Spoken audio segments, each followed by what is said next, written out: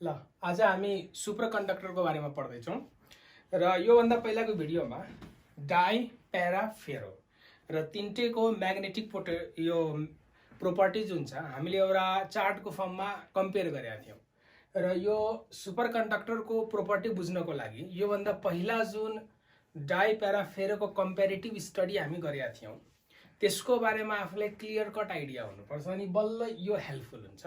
त्यसैले पहिलाको भिडियो यदि हेरेको छैन भने प्लिज त्यो पहिलाको भिडियो चाहिँ वाच गरौँ अनि त्यसपछि चाहिँ हामी के गर्छौँ यसको बारेमा अलिक क्लियर आइडिया हुन्छ। त्यही हो सुपर कन्डक्टर भनेको के हो भने सुपर कन्डक्टर भनेको it is a special type of diamagnetic material नै हो। कमन क्वेसन हो कि सुपर कन्डक्टर केमा पर्छ, डाई मेटेरियल, प्यारा मेटेरियल या फेरो मेटेरियलमा, त सुपर कन्डक्टर डाईमा पर्छ र डाइम्याग्नेटिक मेटेरियलमा पनि इट इज पर्फेक्टली यो पर्फेक्टली टर्म्सलाई याद गरौँ इट इज पर्फेक्ट डाइम्याग्नेटिक मेटेरियल को मतलब सुपर कन्डक्टर प्र्याक्टिकल्ली त एक्जिस्ट गर्दैन, त्यो त ठिकै कुरो हो, प्र्याक्टिकल्ली हुँदैन, थ्योरिटिकल्ली नै कस्तो छ। अब यदि थ्योरिटिकल सेन्समै हामीले गयौँ भने सुपर कन्डक्टर यदि एक्जिस्ट भइदिएको भए यो चाहिँ कस्तो टाइपको बिहेभियर सो गर्थ्यो होला त यसको पोइन्ट वाइज सबै कुरो बुझौँ।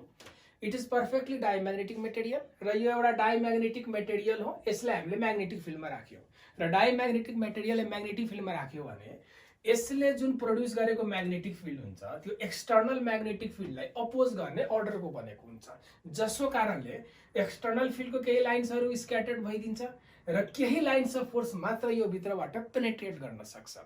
त्यसो भए सुपर कन्डक्टर के हो त, यो कस्तो टाइपको त? सुपर कन्डक्टर भनेको यो डाइम्याग्नेटिक मेटेरियलमा जुन पर्फेक्ट छ त्यसलाई हामी सुपर कन्डक्टर भन्छौँ। यसको मतलब यो हो कि सुपर कन्डक्टर त्यो डाइम्याग्नेटिक मेटेरियल हो जसले एक्सटर्नल म्याग्नेटिक फिल्डलाई आफूभित्रबाट इन्टर गर्नै दिँदैन। जति पनि magnetic lines of force external छ सबलाई यसले बाइपास गरिदिन्छ। यताबाट external magnetic lines of force आइरहेको छ सबलाई बाइपास गरेर यसरी पठाइदियो भने त्यो स्पेसल जुन एउटा हाइपोथेटिकल डाइम्याग्नेटिक मेटेरियल हुन्थ्यो होला त्यसलाई नै हामी के भन्छौँ सुपर कन्डक्टर भन्छौँ। तब लजिकली सोचौँ एक्सटर्नल म्याग्नेटिक फिल्डलाई कम्प्लिटली ब्लक गर्न सक्छ डाइम्याग्नेटिक मेटेरियलले र एक्सटर्नल फिल्डलाई कम्प्लिटली ब्लक गर्नुको मतलब के हो त यसले जुन आफ्नो अपोजिङ फिल्ड बनाउँछ त्यसको स्ट्रेन्थ एक्सटर्नल फिल्डको स्ट्रेन्थसित अपोजिट त हुने नै भयो र इक्वल पनि भइदियो भने अनि बल्ल यसले नलिफाई गर्न सक्छ त्यसको इफेक्टलाई। त फेरि म रिपिट गरेर भन्छु यो पोइन्ट ध्यान देऊ। यदि यो सुपर कन्डक्टर हो भने एउटा पनि लाइन्स अफ फोर्स आफूभित्रबाट एलाउ गर्दैन। यसको मतलब यो एक्सटर्नल फिल्डलाई यसले प्रड्युस गरेको आफ्नो फिल्ड जुन छ त्यसले कम्प्लिटली नलिफाई गरिदियो। कतै एक्सटर्नल फिल्डको स्ट्रेन्थ जति छ यसले प्रड्युस गर्ने स्ट्रेन्थ पनि त्यही बराबरको भयो, जसको कारणले यसले आफूभित्रबाट पेनेट्रेट गर्न दिँदैन। त्यसको फिगर कोर्यो भने के यस्तो टाइपको होला, जस्तै external magnetic lines of force यो सुपर कन्डक्टर हो त्यसले कम्प्लिटली यसलाई बाइपास गरिदियो होला, यसले कम्प्लिटली यसरी बाइपास गरिदियो मतलब आफूभित्रबाट चाहिँ एलाउ गर्दैन र ठिक उल्टो पोलारिटी बनेको हुन्छ त यता नर्थ होला त यता के होला साउथ होला भनेपछि एउटा पनि म्याग्नेटिक लाइन्स अफ फोर्स आफूभित्रबाट पास हुन दिएन। त पास हुन दिएन भने बी को भ्यालु कति भयो सुपर कन्डक्टरको केसमा? बी भनेको म्याग्नेटिक मेटेरियल भित्रको लाइन्स अफ फोर्स हो त भित्र लाइन्स अफ फोर्स छैन त यसको मतलब बी को भ्यालु कति हुनुपर्छ? यसमा 0 हुनुपर्छ र बी 0 कसरी भयो त एक्सटर्नल फिल्डको जुन स्ट्रेन्थ एच छ र यसले प्रड्युस गर्ने जुन स्ट्रेन्थ आई छ एक अर्काको इक्वल एन्ड अपोजिट भएर क्यान्सल भइदियो। त यहाँ सिम्पली के लेख्न मिल्छ आई इक्वल्स टु हामी कति लेख्न मिल्छ माइनस एच को मतलब एक्सटर्नल म्याग्नेटिक फिल्डको इन्टेन्सिटी र यसले प्रड्युस गर्ने इन्टेन्सिटी ठ्याक्क इक्वल एन्ड अपोजिट छ, त्यसैले यहीँनिर नलिफाई गरिदियो र एउटा पनि लाइन्स अफ फोर्स यो भित्रबाट पास हुन सकेन। त यो सुपर कन्डक्टरको स्पेशल बिहेभियर हो। अब यसको ससेप्टिबिलिटी कति हुन्छ त ससेप्टिबिलिटीको भ्यालु यदि सुपर कन्डक्टरको निकाल्न खोज्यो भने त यो के हुन्छ आई बाई एच हो र नेगेटिभ आई बाई एच हुन्छ उल्टो डाइरेक्सन भएको कारणले गर्दा यो र यो इक्वल छ। त यदि इक्वल छ भने यसको ससेप्टिबिलिटी हामी कति लेख्न सक्छौँ -1 लेख्न सक्छौँ। त म्याग्निट्युड फर्ममा यिनीहरू इक्वल छ किनभने यो माइनसको लागि अलरेडी यहाँ आइसकेको छ। त आई बाई एच को भ्यालु न्युमेरिकली इक्वल भएको कारणले गर्दा यो 1 भयो त -1 ससेप्टिबिलिटी भयो। त म्यु आर को भ्यालु कति होला यसको? त म्यु आर भनेको 1 प्लस के हुन्छ ससेप्टिबिलिटी म्यू आर भनेको this is 1 plus susceptibility, susceptibility -1 छ को मतलब दिस इज 1 - 1 को मतलब यो कति भइदियो 0। त यो केही स्पेशल बिहेभियर छ सुपर कन्डक्टरको which is a type of diamagnetic material. अझ क्लियरली भन्दाखेरि पर्फेक्टली डायम्याग्नेटिक मेटेरियल, त्यसको बी यो आई र एच इक्वल हुन्छ, ससेप्टिबिलिटी -1 हुन्छ र म्यू आर को भ्यालु चाहिँ के भइदिन्छ 0। त रिलेटिभ पर्मिएबिलिटी 0 छ को मतलब यो भित्र एउटा पनि म्याग्नेटिक लाइन छ फोर्सले पेनिट्रेट गर्न दिँदैन। त यो के अब्जेक्टिभ क्वेशन्समा ध्यान दिने, यसलाई पनि क्वेशनको फर्ममा राख्न सक्छ, यसलाई पनि। त यही सुपर कन्डक्टरबाट डिफरेन्ट अब्जेक्टिभ क्वेशन चाहिँ बनाउन सक्छ। यो इन्फर्मेसन चाहिँ आफूले थाहा पाउने। ल अब यति जानिसकेपछि अब हामी यसमा हिस्टेरेसिस लुपको बारेमा पढ्छौँ। What is hysteresis curve? र हिस्टेरेसिस कर्व भनेको यो जुन छ फेरोम्याग्नेटिक मेटेरियलको लागि मात्र हुन्छ। यो डाइम्याग्नेटिक मेटेरियल भन्छौँ या प्याराम्याग्नेटिक मेटेरियल भन्छौँ भने त्यसमा चाहिँ हिस्टेरेसिस हुँदैन, हिस्टेरेसिस कर्व चाहिँ बन्दैन। It is only for ferromagnetic material. त यहाँ नेक्स्ट हेडिङ लेखौँ हिस्टेरेसिस कर्व। र 12 का स्टुडेन्टहरू जति छन् उनीहरूलाई लङ क्वेसनमा सोध्छन् हिस्टेरेसिस कर्वको बारेमा। यो हिस्टेरेसिसको मतलब हुन्छ ल्यागिङ बिहाइन्ड, ढिला हुनु, स्लो हुनुलाई हामी के भन्छौँ हिस्टेरेसिसको मतलब लेट कमर, ढिला जो भइदिन्छ त्यसलाई हामी हिस्टेरेसिस भन्छौँ। यो ग्रीक वर्डबाट लिएको छ, त्यसको मतलब हुन्छ कमिङ लेट। ग्रीकमा यसको मिनिङ हुन्छ हिस्टेरेसिसको कमिङ लेट। त किन हिस्टेरेसिस नाम नै किन दियो? जुन ल्याग बिहाइन्ड हुन्छ त्यसलाई हामी के भन्छौँ हिस्टेरेसिस। त हिस्टेरेसिस कर्व जुन छ कसको बिचमा ड्र गरिन्छ? त ध्यान दिने, हिस्टेरेसिस कर्व दुईटा फिजिकल क्वान्टिटीको बिचमा, एउटा त बी भर्सेस एच हो, पहिला लेखौँ B versus H and I versus H पनि हुन्छ। हिस्टेरेसिस कर्व भनेको बी भर्सेस एच को पनि हिस्टेरेसिस कर्व हुन्छ, आई भर्सेस एच को पनि हुन्छ। र यो बी भर्सेस एच को जे नेचर आउँछ हिस्टेरेसिस कर्व ठ्याक्क त्यही नेचर आई भर्सेस एच को पनि हुन्छ। यदि सोधियो hysteresis curve B versus H I versus H त बोथ, यसको पनि हिस्टेरेसिस, यसको जुन नेचरको हिस्टेरेसिस कर्व हुन्छ यसको पनि ठ्याक्क त्यही नेचरको हुन्छ। त यो पनि हिस्टेरेसिस कर्व हो, यो पनि के हो हिस्टेरेसिस कर्व हो।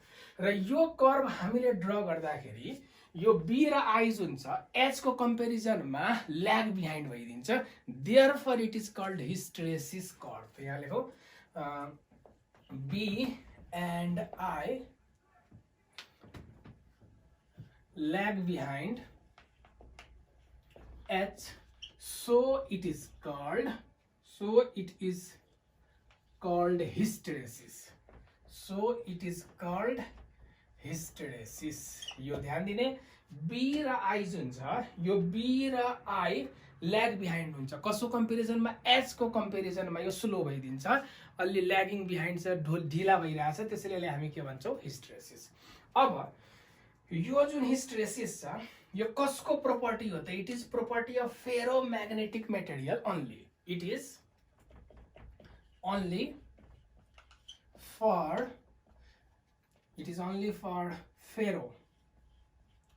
ferromagnetic material. यो फेरोम्याग्नेटिक मेटेरियलको लागि मात्र हो। अब यो हिस्टेरेसिस कर्व के हो, यो हामी कसरी ड्र गर्छौँ? अब म यसको फिगर कोर्छु र खासै गाह्रो त छैन यसको फिगर, अलि कन्सन्ट्रेट भएर हेऱ्यो भने यो सदाको लागि माइन्डमा सेट हुन्छ यो हिस्टेरेसिस कर्व। र यो जुन आजको लेक्चर छ यो लेक्चरको क्लियर कट कन्सेप्टको लागि योभन्दा पहिलाको जुन डाइ प्यारा फेरोको प्रोपर्टीहरू हामीले डिस्कस गर्यौँ योभन्दा पहिलाको भिडियोमा, त्यो चाहिँ हेरेको हुनुपर्छ। अब यसमा हेरौँ हिस्टेरेसिस कर्व कस्तो टाइपको छ। यो सेन्टरबाट लियो, अलि बुझ्न सजिलो होला।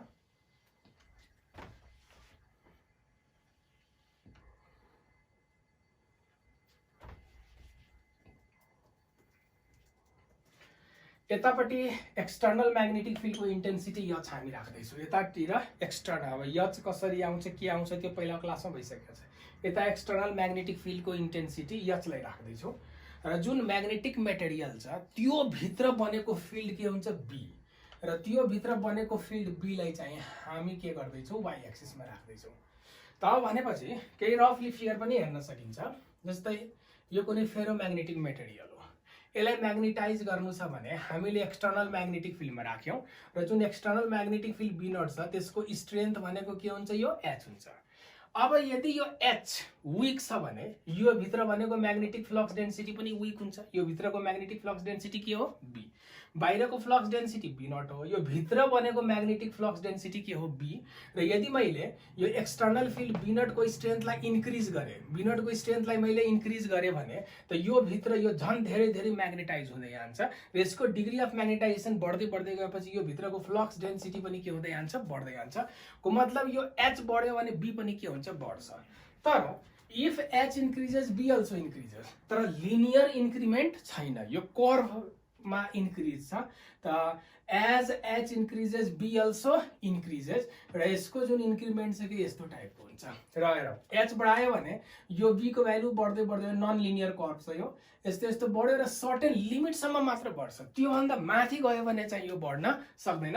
भनेपछि यहाँनिर यो पोइन्टसम्म बढ्यो र त्यसपछि यदि हामीले एच बढायो भने त्यसपछि फर्दर यो बी बढ्दैन, यो यस्तो कन्स्ट्यान्ट भइदिन्छ यो। र जुन पोइन्टसम्म यो बढ्यो भनेपछि अब यसपछि हामीले एच जति सुकै बढाऊ, यहाँनिर बी फिक्स्ड भइदियो। एच बढे अनुसार बी चाहिँ ठ्याक्क त्यही मेन्टेन गर्दैछ आफ्नो भ्यालु। त जुन पोइन्टसम्म यो बढ्यो यहाँको जुन यो पोइन्ट छ यसलाई भन्छ म्याग्नेटिक सेचुरेसन भन्छ। मतलब जति म्याग्नेटाइज हुनुपर्ने थियो त्यति यो म्याग्नेटाइज भइसकेछ, त्योभन्दा एक्स्ट्रा अब फर्दर म्याग्नेटाइज हुन सक्दैन। त यता प्यारलल गर्नुभन्दा म यहीँ स्टप गरिदिन्छु। यो जुन ए पोइन्ट देखिरहेछ, ए पोइन्ट चाहिँ यसको म्याग्नेटिक सेचुरेसन हो र यो कर्भ अनुसार यो नन लिनियर कर्भ यसको आयो। अब यसपछि एच जति बढाए तापनि यो बी मा त कुनै इन्क्रिमेन्ट आउँदैन। त इन्क्रिमेन्ट आएन भने यो एच लाई अब बढाएर के फाइदा भयो त। अब त्यसपछि के गरिन्छ, एच को भ्यालु जुन छ हामी डिक्रिज गर्न थाल्छौँ। अब एच डिक्रिज गर्दै गयो भने किनभने यो भित्रको जुन म्याग्नेटिक फिल्ड थियो त्यो त एच को कारणले थियो। अब एच को भ्यालु घट्यो भने यो भित्रको म्याग्नेटिक लाइन्स अफ फोर्स पनि अब के हुँदै जान्छ, डिक्रिज हुँदै हुँदै जान्छ है। एच बढाउँदाखेरि यो भित्र भएको बी बढ्दै थियो र एच घटायो भने यो भित्र भएको बी अब के हुँदै जान्छ, डिक्रिज हुँदै जान्छ। अब इफ एच इज डिक्रिज, त एच डिक्रिज गर्यो भने अब जुन यहाँ पुगेको बी छ त्यो डिक्रिज भयो भने यही लाइन यही कर्भबाट डिक्रिज हुँदै आउँदैन, यो फेरि एनदर पाथ फलो गर्छ यो डिक्रिज हुँदाखेरि। मतलब एच लाई हामीले जुन रेटमा डिक्रिज गर्दैछौँ त्यो एच लाई हामीले जुन रेटमा डिक्रिज गर्दैछौँ त्योभन्दा स्लो रेटमा चाहिँ बी के हुन थाल्छ, डिक्रिज भइरहेको हुन्छ। मतलब सुरुमा चाहिँ एच र बी सँगै सँगै गए तर डिक्रिज हुने क्रममा एच चाहिँ अलि फास्ट डिक्रिज भइरहेछ तर बी चाहिँ स्लो रेटमा चाहिँ डिक्रिज भइरहेको हुन्छ। त भनेपछि एच हामीले वात्तै घटाउँदै गयो तर बी चाहिँ अर्कै स्लो रेटमा डिक्रिज हुँदै गयो। को मतलब यो स्लो रेटमा यो अर्को पाथबाट डिक्रिज भइरहेछ। त बी डिक्रिज हुँदै भएर यहाँ भयो। अब यो पोइन्टलाई हेरौँ, this is the special point. यो पोइन्ट कस्तो छ भने एच लाई डिक्रिज गर्दै गर्दै हामीले 0 गर्यौँ। अब बी पनि डिक्रिज भयो तर डिक्रिज हुँदै हुँदै आएर बी चाहिँ स्टिल रिमेनिङ छ। हेर्नु त एच घटाउँदै घटाउँदै यहाँ 0 बनाइसक्यो तर स्टिल यसमा बी को केही पार्ट छ र जति पार्ट यो बी को छ यसमा त्यसलाई हामी भन्छौँ रिटेन्टिभिटी भन्छौँ या रिमेनेन्स पनि भन्छ। त रिटेन्टिभिटी भनेको यो मेटेरियलको रिटेन्टिभिटी यो यति पार्ट हो र यसलाई म सिम्बोलिकली बी सिम्बल लेख्छु। त यो ओबी पार्टलाई हामी के भन्छौँ, यो मेटेरियलको रिटेन्टिभिटी और रिमेनेन्स मतलब रेजिडुअल म्याग्नेटिजम पनि भन्छ। ओबीलाई के भन्छ, रेजिडुअल। त फेरि याद गर एच हामीले बढाउँदै गयौँ त त्यही अनुसार बी पनि के हुँदै गयो, बढ्दै गयो। एच बढ्यो त बी पनि बढ्यो, बढेर यो ए सम्म पुग्यो। त्यसपछि एच लाई डिक्रिज गर्यो भने बी पनि डिक्रिज भयो तर यो जुन रेटमा डिक्रिज भयो त्योभन्दा स्लो रेटमा बी डिक्रिज हुने भएकोले यसले अर्को कर्भ फलो गर्दै गयो र एच लाई हामीले घटाएर 0 बनाइसक्यो तर यो बी चाहिँ 0 हुन सकेन। त यो एक्सटर्नल म्याग्नेटिक फिल्ड 0 गर्दाखेरि पनि यो भित्र केही न केही म्याग्नेटिक प्रोपर्टी छ, त्यसलाई भन्छ रेजिडुअल म्याग्नेटिजम या रिटेन्टिभिटी भन्छौँ। त this OB part is called retentivity. अब यसपछि हेरौँ बी यो एच लाई घटाउँदा घटाउँदा हामी 0 गरिसक्यो। एच लाई घटाएर हामीले 0 बनाइसक्यो मतलब there is no external magnetic field तर स्टिल यो भित्र चाहिँ के छ, बी छ। त अब यो भित्र भएको जुन रेजिडुअल म्याग्नेटिजम छ यसलाई अब मलाई 0 पार्नु छ। त एच त 0 भइसक्यो तर यो त 0 भएन नि। त यसलाई 0 पार्नु छ भने अब के गरिन्छ, यो एच उल्टो डाइरेक्सनमा एप्लाई गरिन्छ। अब जस्तै यो म्याग्नेटाइज थियो भने यो भित्र भएको म्याग्नेटिक डाइपोल मोमेन्ट त यो डाइरेक्सनमा थियो।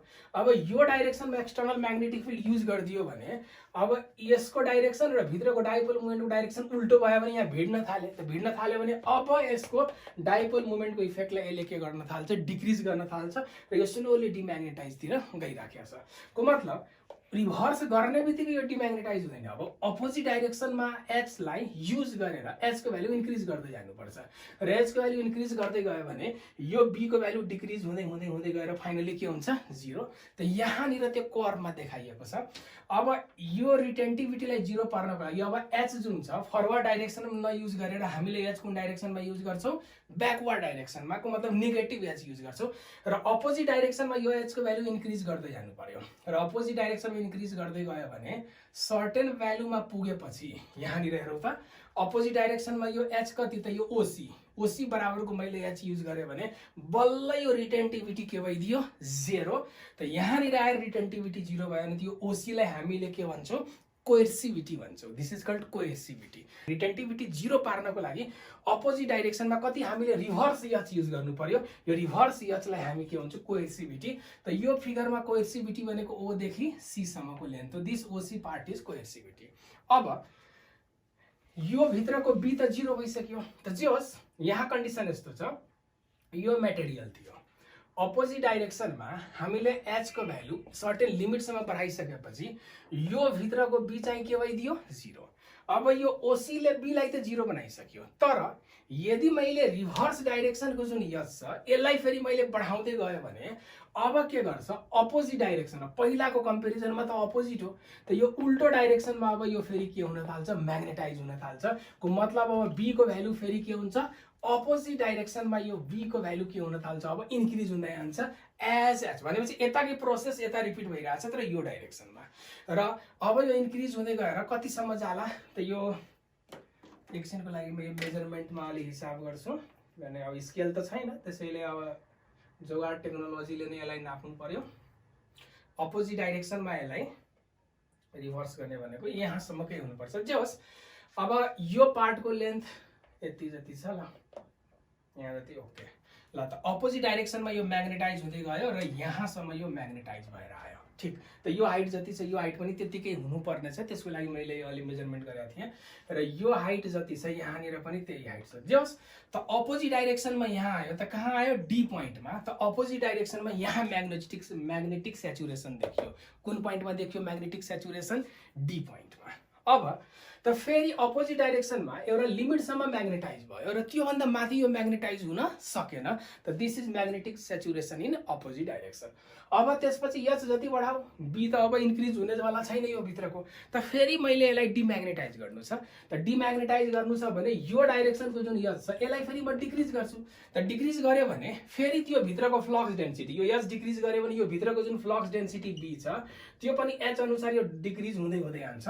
त डिक्रिज हुँदै गयो भने फेरि यो जति हाइट छ यहाँनिर फेरि डिक्रिज हुँदै गयो र यहाँनिर यहाँसम्म डिक्रिज भएर, त एच लाई यही डाइरेक्सन मेन्टेन गरेर मैले डिक्रिज गर्दै गएँ भने त यो यसको भ्यालु पनि के हुँदै गयो, बी को भ्यालु डिक्रिज हुँदै हुँदै गएर यहाँनिर स्टप भइदियो। को मतलब एच रिड्युस भएर 0 भयो तर बी चाहिँ 0 हुन सकेन। त यसलाई पनि हामीले के भन्छौँ, रिटेन्टिभिटी। दिस इज रिटेन्टिभिटी र यो फरवर्ड रिटेन्टिभिटी इक्वल्स टु के हुनुपर्छ, backward retentivity. And let us suppose this point is E, ठिक। अब यो डाइरेक्सनमा एच 0 भइसकेपछि यो डाइरेक्सनको एच लाई हामीले 0 बनाइसकेपछि अब रेजिडुअल म्याग्नेटिजम यो भित्र कति छ, त दिस इज कल्ड रिटेन्टिभिटी। यो पनि रिटेन्टिभिटी, यो पनि के हो, रिटेन्टिभिटी नै हो। अब फेरि यो बी त 0 भएन, अब बी 0 नभएपछि अब फेरि म्याग्नेटिक फिल्डलाई के गर्नु पर्यो, रिभर्स अर्डरमा इन्क्रिज गर्नु पर्यो ताकि यो भ्यालु फेरि के भइदियोस्, 0 भइदियोस्। त यो भ्यालुलाई 0 पार्नको लागि अपोजिट डाइरेक्सनको मतलब सुरुको जुन ओरिजिनल डाइरेक्सन छ त्यो डाइरेक्सनमा फेरि एचलाई के गर्नु पर्यो, फर्काइदिनु पर्यो। त सुरुको ओरिजिनल डाइरेक्सनमा यदि यो एचलाई हामीले फर्कायौँ भने यता भएको डाइपोल मुभमेन्ट यो एच को एगेन्स्टमा देखियो, त यो भ्यालुहरू सबै डिक्रिज हुँदै हुँदै गएर फाइनली के भइदिन्छ, 0। र पहिलाको डाइरेक्सनमा यो फेरि डिक्रिज हुँदै गएर एकछिन यो कर्वले ल यहाँनिर भइदियो। त यहाँ आइसकेपछि यो पोइन्टमा त यो यो डिई यो पोइन्टलाई मैले एफ नाम दिन्छु भनेपछि यो कोएर्सिभिटी थियो र यो पनि के हो कोएर्सिभिटी यो दुईटा इक्वल हुनुपर्छ फरवर्ड कोएर्सिभिटी इक्वल्स टु के हुन्छ रिभर्स कोएर्सिभिटी अनि त्यसपछि यहाँनिर फेरि 0 भइसक्यो त यो अपोजिट डाइरेक्सनमा एच फिल्ड युज गर्ने बित्तिकै बी को भ्यालु के भइदियो 0 र बी 0 भइसकेपछि दिस इज अनदर कोएर्सिभिटी र एउटै मेटेरियल भएकोले फरवर्ड कोएर्सिभिटी इक्वल्स टु के हुनुपर्छ रिभर्स कोएर्सिभिटी अब फेरि 0 त बनाइसक्यो अब यो भित्र भएको म्याग्नेटिक फिल्ड 0 भइसक्यो र सुरुकै ओरिजिनल डाइरेक्सन मेन्टेन हुने गरी यो एच लाई बढायो भने फेरि यो के हुन थाल्छ म्याग्नेटाइज हुन थाल्छ र म्याग्नेटाइज हुँदै गएर फेरि पहिलेको म्याग्नेटिक सेचुरेसनमा यहाँ पुग्ने रहेछ यो कर्वले यस्तो हुनु पर्यो पहिलेको म्याग्नेटिक सेचुरेसनमा यहाँ चाहिँ पुग्न गयो त अब भनेपछि कर्व हेरौँ स्टार्ट यसरी भयो यसरी गयो फर्स्ट म्याग्नेटिक सेचुरेसन फेरि यो बाटो भएर फर्किँदै आयो अनि यो बाटो भएर फर्किँदै आएपछि फेरि यहाँ एउटा म्याग्नेटिक सेचुरेसन फेरि यो पाथ भएर यो रिपिट हुँदै आयो र फेरि यहाँ गएर म्याग्नेटिक सेचुरेसन अब एउटा अनौठो कुरो के देखिन्छ भनेपछि हेर सुरुमा फेरि जाउँ एउटा साइकल कम्प्लिट भयो यहाँबाट सुरुमा 0 थियो बढ्दै बढ्दै गएर म्याग्नेटिक सेचुरेसन फेरि डिक्रिज हुँदै आएर यहाँ आयो फेरि यो आयो एउटा साइकल भयो फेरि अर्को साइकल रिपिट गर्यो भने फेरि म्याग्नेटिक फिल्डलाई डिक्रिज भयो भने यही बाटो भएर जान्छ डिक्रिज हुँदै गएर फेरि यही बाटो भएर फर्केर यहाँसम्म आउँछ तर यो जुन ओए कर्व जुन सुरुमा आएको थियो त्यो कर्व चाहिँ कहिले पनि रिटेन हुँदैन यो ओए कर्व फेरि कहिले पनि फर्केर आउँदैन यो कर्व अलि यहाँबाट अलिक कर्व यस्तो टाइपको ठिक छ +2 को बुक या इन्ट्रान्स एक्जामको जुन बुकबाट हेरेर गर्दा पनि हुन्छ एक्ज्याक्ट स्केलिङ यसको अलि मिलिराखेको छैन यहीँबाट तान्दिउँ न यस्तो टाइपको ओके ल यो पार्ट भयो जे होस् यो यसको कर्व भयो अब यसमा ध्यान दिने कि यो सुरुको जुन इनिशियल पार्ट थियो यो सुरुको इनिशियल पार्ट चाहिँ कहिले पनि फर्केर आउँदैछ वन साइकल यो भयो त एनदर साइकल पनि यही हुन्छ third cycle fourth cycle and so यो ओए पार्ट चाहिँ कहिले पनि फर्केर आउँदैन यही अनौठो कुरो छ यो हिस्टेरेसिस कर्वको त जे होस् यसमा हामीले हिस्टेरेसिस कर्वको बारेमा बुझ्यो र यसमा चाहिँ कोहेसिभिटी रिटेन्टिभिटी के हो त्यसको म डेफिनेसन लेखिदिन्छु यो इम्पोर्टेन्ट छ यो चाहिँ ध्यान दिने पहिला चाहिँ रिटेन्टिभिटी को के हो त्यो लेखौं रिटेन्टिभिटी रिटेन्टिभिटी भनेको it is the residual magnetism even when H field is 0 H field 0 भइसक्दाखेरि पनि त्यो स्पेसिमेन भित्र कति रेजिडुअल म्याग्नेटिजम छ त्यसलाई हामी के भन्छौं रिटेन्टिभिटी र यो स्पेशल पोइन्ट छ forward retentivity is equals to backward retentivity मैले सर्टकटमा यहाँ ठाउँ नभएकोले यही लेखेर छोडिदियो forward retentivity equals to backward retentivity यो थियो रिटेन्टिभिटी अब चाहिँ कोएर्सिभिटी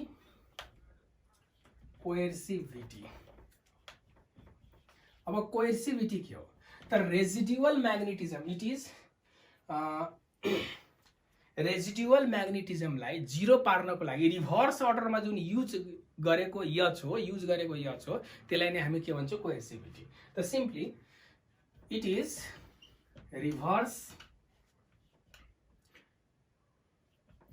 H field applied to make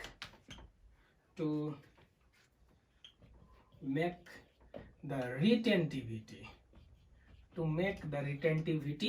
0 रिटेन्टिभिटीलाई 0 पार्नको लागि रिभर्स अर्डरमा जुन हामीले म्याग्नेटिक फिल्डको स्ट्रेन्थ युज गर्यो त्यसलाई के भन्छ कोएर्सिभिटी र यो पनि सेम छ forward coercivity is equals to backward coercivity यो दुईटा चाहिँ के हुन्छ इक्वल हुन्छ यो इम्पोर्टेन्ट पोइन्ट हो अब यसपछि यसको मेन कुराहरुमा जाउँ जस्तै यो जुन एउटा लूप बन्यो यो लूपको एरिया हेरौँ जस्तै हामीले ग्राफ कोर्यौं र यो जुन लुप भित्र परेको जुन यो टोटल इन्क्लोज्ड एरिया छ, यो इन्क्लोज्ड एरियाको फिजिकल सिग्निफिकेन्स के हो, यसले के दिन्छ? त्यसको मतलब यो हुन्छ कि कुनै पनि म्याग्नेट, यो फेरोम्याग्नेटिक मेटेरियल हो, मैले यो डाइरेक्सनमा म्याग्नेटिक फिल्ड युज गरेर म्याग्नेटाइज गरेँ, फेरि रिभर्स गरेर उल्टो डाइरेक्सनमा म्याग्नेटाइज भयो, त यो भित्र मोलिकुलर स्ट्रक्चरमा अलिक भाइब्रेसन आउँछ। यताको म्याग्नेटिक फिल्डले सुरुमा डाइपोललाई यता फर्काएको थियो, फेरि रिभर्स गर्ने बित्तिकै डाइपोल यता फर्केर मोलिकुल्सहरू यसरी, यसको एटम जुन छ एटम यसो फ्लिप भएको हुन्छ, भनेपछि स्विच भइराखेको हुन्छ, यताको डाइरेक्सन यताको डाइरेक्सन यसरी भाइब्रेट गरेको कारणले गर्दा यहाँ हिटिङ इफेक्ट हुन्छ, को मतलब यसले हिट प्रोड्युस गर्छ। र वन साइकल कम्प्लिट गर्दाखेरि यो म्याग्नेटिक मेटेरियलमा कति हिट प्रोड्युस हुन्छ, युनिट साइकलमा एउटा यो कम्प्लिट एउटा साइकल कम्प्लिट गर्दाखेरि यसमा कति हिट प्रोड्युस हुन्छ, त्यो हिट भनेको यो हिस्टेरेसिस लुपको एरियासित इक्वल हुन्छ। केसित इक्वल हुन्छ? एरियासित। को मतलब युनिट भल्युमबाट लस भएको, फेरि ध्यान दिने, त वन साइकल कम्प्लिट भयो, म्याग्नेटाइज भयो, डिम्याग्नेटाइज भयो, त वन साइकल कम्प्लिट हुँदाखेरि यसको युनिट भल्युममा कति हिट प्रोड्युस भएको होला, त युनिट भल्युममा प्रोड्युस भएको हिट जुन छ ठ्याक्कै यो हिस्टेरेसिस लुपको एरियासित के हुन्छ, इक्वल हुन्छ। त यसमा यो इम्पोर्टेन्ट पोइन्ट हो, यो पनि म नोट गराइदिन्छु।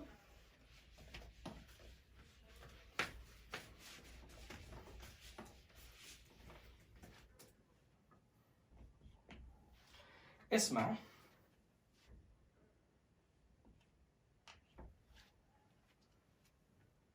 Area under curve is equals to heat produced.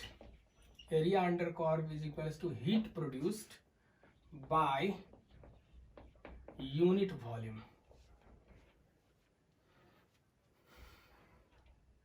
Area under curve per one cycle को heat produced by unit volume of specimen.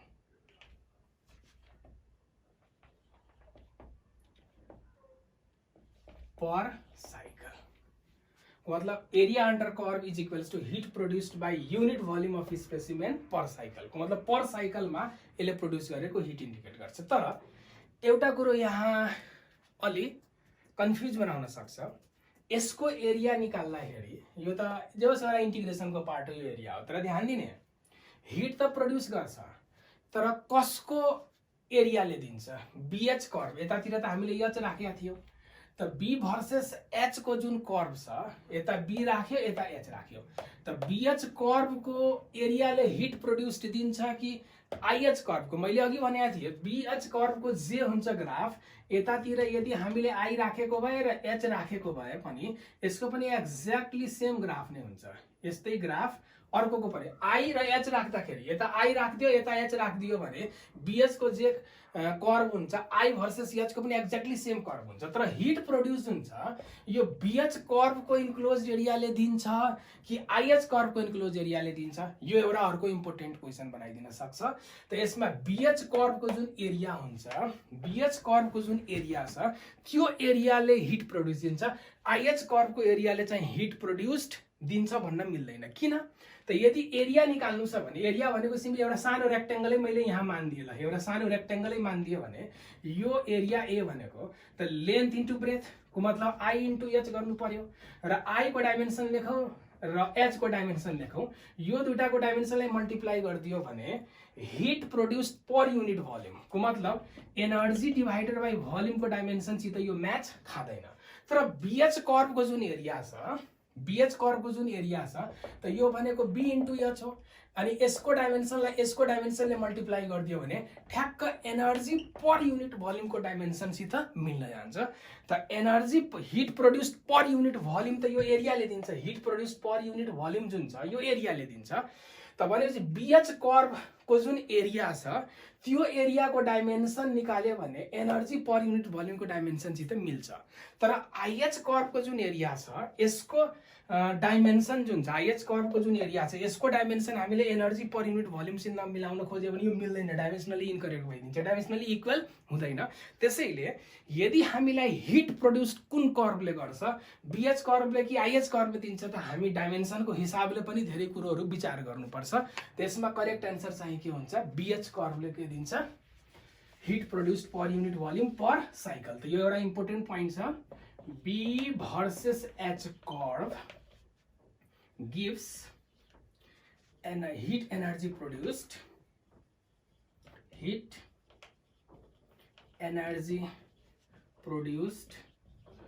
per unit cycle per unit volume per unit cycle in per unit volume. यो एकदमै important point हो, यो याद राख्ने। कतिपय बुकमा के गरेको छ, आइएच कर्भ नै कोड दिएको छ र यसको एरियाले चाहिँ energy produced per unit volume per साइकलको दिन्छ भनेको छ, त्यो इनकरेक्ट हो। यदि हामीलाई अब्जेक्टिभ क्वेशन्स बनाइदियो कि heat produced per unit volume per unit cycle is given by, a अप्सनमा राखिदियो बीएच कर्भ, बी अप्सनमा आइएच कर्भ, त हाम्रो लागि करेक्ट आन्सर के हुन्छ, बीएच कर्भ हुन्छ। आइएच कर्भ लेख्यो भने रङ हुन्छ। ल त यो थियो यसले प्रोड्युस गरेको हिटको बारेमा। अब नेक्स्ट कन्डिसनमा जान्छु, सफ्ट आइरन र हार्ड आइरनको केही प्रोपर्टी, यिनीहरू कोएर्सिभिटी कसको कति कति हुन्छ सफ्ट आइरनको केसमा र हार्ड आइरनको केसमा। त फर्स्टमा हेरौँ सफ्ट आइरनको केसमा यसको जुन हिस्टेरेसिस लस हुन्छ, जुन हिट एनर्जी लस हुन्छ त्यसलाई भन्छ हिस्टेरेसिस लस। र सफ्ट आइरनको जुन यो एरिया हुन्छ, हिस्टेरेसिस कर्भ कोर्यो भने यो एरिया एकदमै सानो एरिया हुन्छ। त जति सानो एरिया हुन्छ त्यसले लस गरेको एनर्जी चाहिँ के हुन्छ, एकदमै मिनिमम हुन्छ। त यसको लागि के लेख्नु पर्यो, हिस्टेरेसिस लस इज मिनिमम। ठिक, त्यसैले यस्तो मेटेरियललाई चाहिँ के गर्छ, आइरन यस्तो मेटेरियललाई सफ्ट कोरको रूपमा युज गरिन्छ। जस्तै ट्रान्सफर्मर छ, त ट्रान्सफर्मर भित्रको जुन कोर बनाइन्छ त्यो सफ्ट आइरन कोर किन बनाइन्छ, त त्यसमा करेन्ट पास हुँदाखेरि त्यो भित्र भएको फेरोम्याग्नेटिक मेटेरियल म्याग्नेटाइज हुन्छ र फेरि करेन्ट रोकियो वा केही भयो अल्टरनेटिङ करेन्ट छ, त्यही त हो नि। ट्रान्सफर्मर भित्र यदि सफ्ट आइरन कोर बनायो भने अल्टरनेटिङ करेन्टले त डाइरेक्सन चेन्ज गर्छ। अब अल्टरनेटिङ करेन्टले डाइरेक्सन चेन्ज गर्यो भने त्यो भित्र भएको जुन इनर कोर छ ट्रान्सफर्मरको त्यो फेरोम्याग्नेटिक मेटेरियल छ। अब करेन्ट यता गयो भने यता म्याग्नेटाइज हुन्छ, फेरि यता आयो भने यता म्याग्नेटाइज। त यसरी फ्लिप हुँदाखेरि यो म्याग्नेटाइज डिम्याग्नेटाइज भइराख्दाखेरि यसमा हिट प्रोड्युस भइराखेको हुन्छ र हिट एकदमै धेरै भयो भने त्यो त मेल्ट हुन सक्छ। त्यसको लागि सफ्ट आइरन युज गर्छ ताकि एकदमै मिनिमम हिस्टेरेसिस लस होस् र सेफ होस्। त भनेपछि it is used as soft core in transformer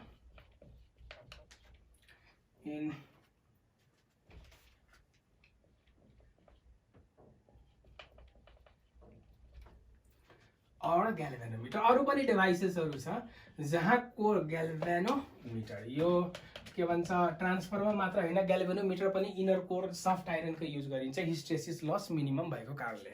र सबभन्दा इम्पोर्टेन्ट पोइन्ट यहाँनिर छ, यदि यो सफ्ट आइरन हो भने यसको कोएर्सिभिटी र रिटेन्टिभिटी के हुनुपर्छ, it has low coercivity and low रिटेन्टिभिटी।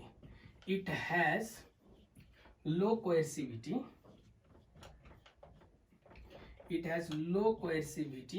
and low retentivity। ध्यान दिने, कोएर्सिभिटी पनि लो हुन्छ, रिटेन्टिभिटी पनि के हुन्छ, लो हुन्छ। अब +2 को बुकसित यहीँनिर एउटा कुरो मिल्दैन, म एकछिन पछि त्यसको बारेमा डिटेलमा भन्छु। तर कोएर्सिभिटी पनि लो हुन्छ, रिटेन्टिभिटी पनि लो हुन्छ। अहिले चाहिँ यति नोट गरौँ। म एकछिन पछि +2 को बुकमा जुन लेखेको छ त्यो कुरो र यो कुरो हल्का मिल्दैन यहाँनिर, र यसमा म स्ट्रङ लजिक पनि दिन्छु र रिफरेन्स पनि दिन्छु यसको बारेमा। अब हार्ड आइरनको बारेमा लेखौँ। हार्ड आइरन र सफ्ट आइरनको अर्को पनि युज छ। यो सफ्ट आइरन युज गर्दाखेरि युज त हुन त त्यसको धेरै छ, एउटा टेम्पोररी म्याग्नेट हुन्छ र अर्को पर्मानेन्ट म्याग्नेटहरू बनाउँदाखेरि पनि सफ्ट र हार्डको फर्ममा युज गरेको हुन्छ। पहिला हार्डको म केही प्रोपर्टीहरू ल्याइदिन्छु। हार्ड छ भने यसको हिस्टेरेसिस लस धेरै हुन्छ, जस्तै स्टिल आइरन भनेको हार्ड आइरन हो। It has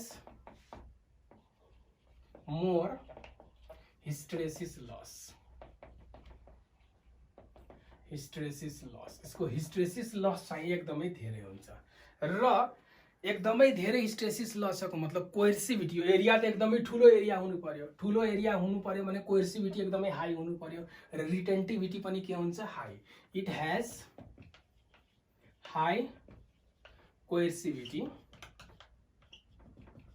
and high रिटेन्टिभिटी।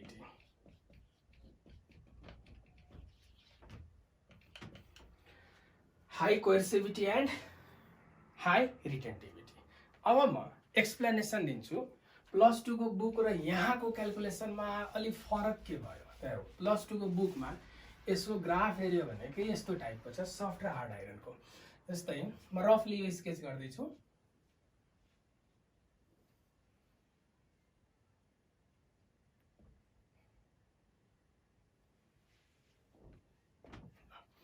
Suppose गरौँ यो हार्ड आइरन हो, रफली एक्ज्याक्टली यस्तो त हुँदैन, मलाई जस्ट बुझाउनको लागि यस्तो गरे हो। र सफ्ट आइरन हो भने प्लस 2 को बुकहरुमा यस्तो टाइपको ग्राफ छ, यस्तो टाइपको। यो म्याग्नेटिक स्याचुरेसन हो। त्यसमा के गरेको छ, यो अलि यता मिलेको छैन।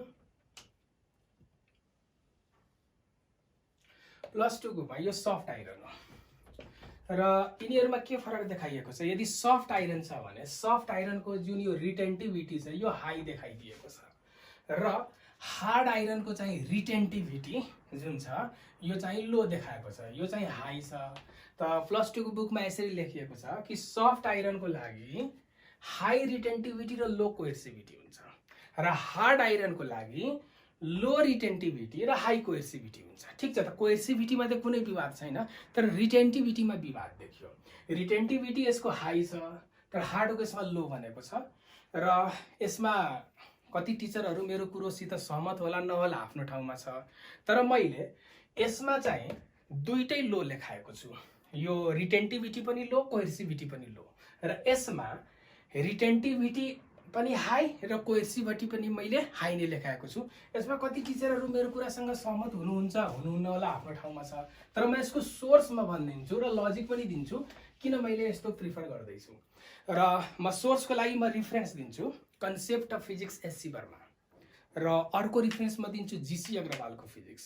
त्यसमा पनि मैले जे लेखेको छु एक्ज्याक्टली त्यही कुरो छ। र यदि बीएससी लेभलको बुक हेर्ने हो भने आर मुरुगेसनको फिजिक्स छ, एउटा मोडर्न फिजिक्स छ, त्यसमा पनि मैले जे लेखेको छु एक्ज्याक्टली त्यही कुरो लेखेको छ। अघि हामीले म्याग्नेटिजमको लगभग थ्योरी इन्ड नै गरिसकेका थियौँ। यति नै थियो म्याग्नेटिजमको थ्योरी र न्युमेरिकल प्रब्लमहरू पनि हामी डिटेलमै सल्भ गर्यौँ।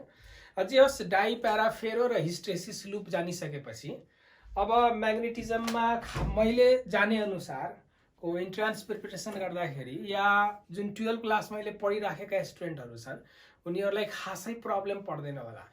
अलमोस्ट 99% म यति चाहिँ क्लेम गर्छु कि 99% क्वेसन जुन चाहिँ मोड्युलको सल्भ गर्न सक्छ। एउटा दुईटा कुनै होला जुन हल्का ल्याङ्ग्वेज बेस्ड क्वेसन्स होला, हल्का मैले जति थ्योरी भनेको छु यो सबै थ्योरी जाने भने सक्छ होला। र 99% क्वेसन दिनेश मेगा प्रदीपको अब्जेक्टिभ फिजिक्सबाट पनि सल्भ हुन्छ यदि मेरो सबै यो म्याग्नेटिजमको भिडियो लेक्चर यदि डिपली हेरेको छ भने। अब म यति भन्न चाहन्छु म आफ्ना स्टुडेन्ट्सहरूलाई कि सर्टकटको बाटो कहिलेकाहीँ धेरै महँगो पर्छ। हामी चाहिँ जे पनि कुरो सर्टकट खोज्छौँ। जस्तै म्याग्नेटिजमै पढ्नु छ त एकदमै सर्टकट, एक प्याराग्राफ जतिमै सबै कुरो आइदियोस् भनेर सोध्छौँ हामी, यो रङ हो। फिजिक्स त्यसरी चल्दैन। सर्टकट जति पनि ट्रिक्सहरू छ, ट्रिकले 100वटा क्वेसन्समा 4-5वटा क्वेसन सिमिलर टाइपको क्वेसन सल्भ गर्न सक्छ, तर रिमेनिङ 95% हामीले सल्भ गर्न सक्दैनौँ। त्यसैले फिजिक्समा राम्रो स्कोर ल्याउनु छ भने म 12 क्लासको स्टुडेन्टलाई पनि स्पेसल्ली भन्दैछु र हाम्रो इन्ट्रान्सका भाइ बहिनीहरूलाई पनि यदि राम्रो स्कोर ल्याउनु छ, रियलमी फिजिक्सलाई इन्ट्रेस्टिङ बनाउनु छ भने मेरा जति पनि भिडियोहरू छन् सबैलाई चाहिँ डिटेलमा हेरेको हुनुपर्छ। र मैले जुन पनि टपिक यहाँ भिडियोमा सुट गर्दाखेरि जिरो लेभलबाट स्टार्ट गरेको छु, जिरो लेभलबाट त्यसलाई सल्भ गर्दै गर्दै गर्दै गर्दै अलि हायर लेभलसम्म पनि टच गरिदिएको छु। र प्रुफको लागि त मैले जति म्याग्नेटिजमको भिडियो सुट गरेँ सबै भिडियो हेरौँ अनि त्यसपछि objective physics Dinesh mega Pradeep जुनबाट सल्भ गर्दा नि हुन्छ एकचोटि सल्भ गरेर हेरौँ त्यसको क्वेसन्सहरू र कति क्वेसन ट्याकल हुन्छ त्यो आफैले एक्सपिरियन्स गरेर भनौँ यो कुरोहरू। यसमा मैले धेरै कुरो चाहिँ बढाइ चढाइ भन्नु पर्दैन होला। र लास्टमा एउटा क्वेसन छोडेर जान्छु, यो होमवर्कमा दिँदैछु। स्पेसल्ली म यो होमवर्क किन दिइरहेको छु भने म सल्भ गरेर 2-3 स्टेपमा म यसको एन्सर निकालिदिन्छु। तर म यो जानी यो क्वेसन दिएर जाँदैछु। यो मेरो दिनुको एम के हो कि प्राय स्टुडेन्ट्सहरूलाई आफ्नो टेक्स्ट बुक पढ्ने बानी हुँदैन। इन्ट्रान्स एक्जाम पढ्दैछु त होइन म नेमले दिएको इन्ट्रान्सको मोड्युल मात्र पढ्छु या दिनेश मेगा प्रदीप सिरिजको बुकहरू मात्र पढ्छु, टेक्स्ट बुक त मेरो लागि कामै लाग्दैन, यस्तो थिङ्क यदि राखेको छ भने त्यो एकदमै गलत सोच हो। अब आफ्नो टेक्स्ट बुक जुन छ त्यो नै हो मेन बेस कुरो। र यो 12 क्लासकै बुकमा दिएको न्युमेरिकल प्रब्लम म दिँदैछु। म यसका लागि न्युमेरिकल प्रब्लम दिएर जाँदैछु कि एकचोटि 12 क्लासको बुक पढौँ र हेरौँ त्यसमा कसरी सल्भ गरेको छ। क्वेसन यस्तो छ, यो अर्थ भएको यो बार म्याग्नेट हो, साउथ नर्थ पोलेसको देखाइएको छ र यो जुन पी प्लेस, यो जुन पोइन्ट देखाइएको छ अर्थको सर्फेसमा एउटा प्लेस हो र यो पी प्लेसमा एंगल अफ डीप कति देखियो, डेल्टा देखियो। त अर्थको सर्फेसमा कुनै पी प्लेसमा एंगल अफ डीप निकाल्दाखेरि कति देखियो, डेल्टा। र त्यो प्लेस भनेको कति डिग्री ल्याटिट्युडमा छ, सेन्टरको रेस्पेक्टमा हेर्दाखेरि लैम्डा डिग्रीको ल्याटिट्युडमा। त म फेरि भन्छु, अर्थको सर्फेसमा पी पोइन्टमा एंगल अफ डीप डेल्टा छ र यो जुन पी पोइन्ट छ त्यो कति एंगल अफ ल्याटिट्युडमा छ, ल्याटिट्युडमा छ, त्यही कुरो लेखेको छ, angle of dip at lambda degree latitude. Then यो एउटा फर्मुला हुन्छ। 12 क्लासमा चाहिँ यो न्युमेरिकलमा एकदमै इम्पोर्टेन्ट क्वेसन सोध्छ, यो सल्भ गर्नै सोध्छ। त tan delta equals to 2 times के हुन्छ, tan लैम्डा। र फर स्मल एंगल, यदि स्मल एंगल छ भने tan फंक्सनलाई हटाउन सकिन्छ र tan फंक्सनलाई हटाइदियो भने सिधा डेल्टा इक्वल्स टु के हुन्छ, 2 लैम्डा। र नियमको मोड्युलमा यस्तो क्वेसन दियो कि लैम्डाको भ्यालु दिएको छ 5 डिग्री, 5 डिग्री ल्याटिट्युडमा एंगल अफ डीप कति हुन्छ भनेर नियमको मोड्युलमा एउटा क्वेसन छ।